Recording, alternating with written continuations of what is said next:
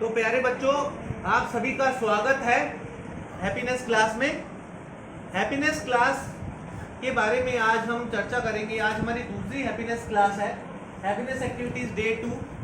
Day 1 के बारे में हमने चर्चा की थी कि हैप्पीनेस क्या है, उसके बारे में क्या क्या चीज़ें पूछी जाती हैं, हैप्पीनेस क्यों जरूरी है हमारे लिए। आप सबने अपने जवाब भी दिए थे कि आप हैप्पीनेस से क्या क्या सीखे हैं। अब हैप्पीनेस में माइंडफुलनेस का परिचय हम करेंगे। माइंडफुलनेस क्या है, सभी इसे समझेंगे, क्योंकि कभी भी किसी से भी कोई भी पूछ सकता है कि माइंडफुलनेस आपने क्या सीखा, माइंडफुलनेस से आप क्या समझते हैं। तो वो सभी चीज़ें, सभी जानकारी ढंग से समझेंगे, बी अटेंशन और अच्छे से देखें।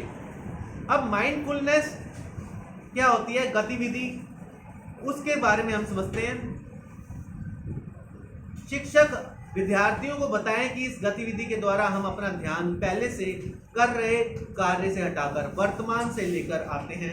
इसका अभ्यास विद्यार्थी कभी भी कहीं भी कर सकते हैं। मतलब माइंडफुलनेस क्या है कि इसका जो अभ्यास है हम कहीं भी और कभी भी कर सकते हैं। अपने मन को शांत करके एकाग्र मुद्रा में कहीं पर भी हम कर सकते हैं। जैसे कहीं जा रहे हैं, कहीं ट्रैवलिंग में, कहीं घर पर, तो हम कहीं पर भी इसका अभ्यास कर सकते हैं। ये चीज पहले समझ गए कि माइंडफुलनेस का अभ्यास हम कहीं पर भी कर सकते हैं।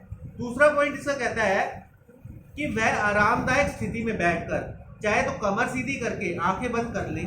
अगर किसी को आंखें बंद करने में मुश्किल महसूस हो रही हो तो वह नीचे की ओर देख सकता है। मतलब कि इसमें क्या है माइंडफुलनेस में कि पहले तो हमें अपने आप को एकाग्र करना है। दूसरा क्या करना है हमें, दूसरा उसके बाद करना है अपनी जो पोस्चर है उसको सीधा करके बैठ जाना है। सीधा करने के बाद ताकि हम अपना जो ध्यान है वो ढंग से लगा सके।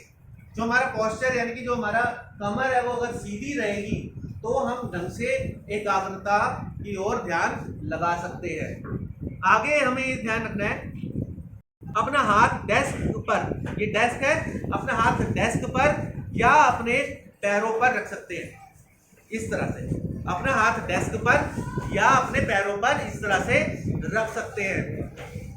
ठीक है, सभी बच्चे ध्यान देते रहेंगे, अपने आपस में कोई बात नहीं करेंगे। विद्यार्थियों को आगे क्या करना है कि कक्षा की शुरुआत में माइंडफुलनेस चेक इन गतिविधि करेंगे। यह गतिविधि हम लगभग 3 मिनट तक करेंगे। ये गतिविधि क्या है, चेक इन गतिविधि, शुरुआत में ही माइंडफुलनेस की गतिविधि, ताकि हम अच्छे से सब चीजें सीख सकें। आगे क्या करेंगे विद्यार्थी, अपने आसपास के वातावरण से उत्पन्न हो रही आवाजों पर ध्यान अपना लेके जाएंगे, अपनी सांसों की प्रक्रिया पर रखेंगे। जैसे हम सांस ले रहे हैं, उस सांस लेने की आवाज को भी हम महसूस करेंगे अंतर्मन से। आसपास की जब हम ध्यान लगाएंगे तो आसपास की जो हमारी आवाजें सुनाई देती हैं, चाहे वो फैन की हो, चाहे आसपास के बच्चों की हो, चाहे बाहर से आ रही शोर की हो, वो सभी आवाजें हम माइंडफुलनेस में जब हम एकाग्र होकर बैठे होंगे तो सुनते हैं। विद्यार्थियों को हमें आगे क्या ध्यान रखना है कि आवाजें धीमी हो सकती है या तेज भी हो सकती है, रुक रुक के भी आ सकती है। आवाजें किसी भी प्रकार की हो सकती हैं। अपना ध्यान अपनी सांसों पर लेकर जाएं, सांसों के आने और जाने पर ध्यान दें। जैसे सांस ले रहे हैं, सांस छोड़ रहे हैं, ये ध्यान अपना इस तरह ले गए। जब ध्यान में हम सांस ले रहे हैं, सांस छोड़ रहे हैं, इस तरह ध्यान हमें अपनी सांसों पर भी रखना है। आगे सांसों को किसी प्रकार बदलने की कोशिश ना करें। जो जैसे हम एक बार सांस ले रहे हैं, एक बार छोड़ रहे हैं, उसी तरह निरंतर उसे जारी रखें। केवल अपनी सांसों के प्रति सजग रहें। सजग यानी कि ध्यान रखना है कि हम अपनी सांस इस तरह से एक बार ले रहे हैं, एक बार छोड़ रहे हैं। आगे माइंडफुलनेस में क्या है कि विद्यार्थी ये ध्यान देंगे कि सांस कब अंदर आ रही है और कब बाहर जा रही है। जैसा कि मैंने आपको बताया कि किस प्रकार सांस हम लेते हैं, किस प्रकार छोड़ रहे हैं। सांस के प्रति सजग रहें 20 सेकंड के लिए, 20 सेकंड के लिए सांस के प्रति ध्यान दें। विद्यार्थियों को अब धीरे धीरे क्या करना है, धीरे धीरे अपना ध्यान अपने बैठने की स्थिति पर ले जाएं कि आप किस तरह से बैठे हुए हैं। पहले तो ध्यान आपकी सांसों पर था, अब बैठने की स्थिति पर ले जाएं कि आप ढंग से बैठे हैं कि नहीं, आरामदायक स्थिति में बैठे हैं कि नहीं, या किस तरह से अपने बेंच पर बैठे हैं। मतलब आपको इस तरह से बैठने की कंफर्टेबल पोजीशन में। फिर आगे क्या करना है क्या करें क्या ना करें चेक इन में। चेक इन शुरू करने से पहले विद्यार्थी को अपनी जगह पर आराम से बैठने की जरूरत है।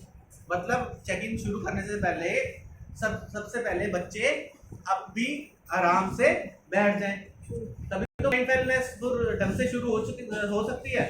क्योंकि जब तक ढंग से बच्चे नहीं बैठेंगे, इधर उधर घूमते रहेंगे, तो माइंडफुलनेस ढंग से शुरू नहीं हो सकती।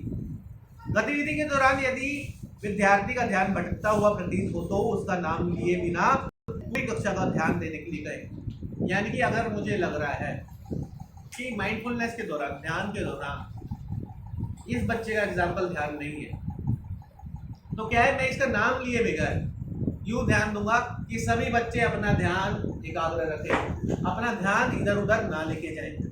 किसी एक बच्चे का नाम ले लिया, उसके बिना बोले ही मैंने क्या किया, सभी को एकाग्र होने के लिए प्रेरित कर दिया इसी तरह।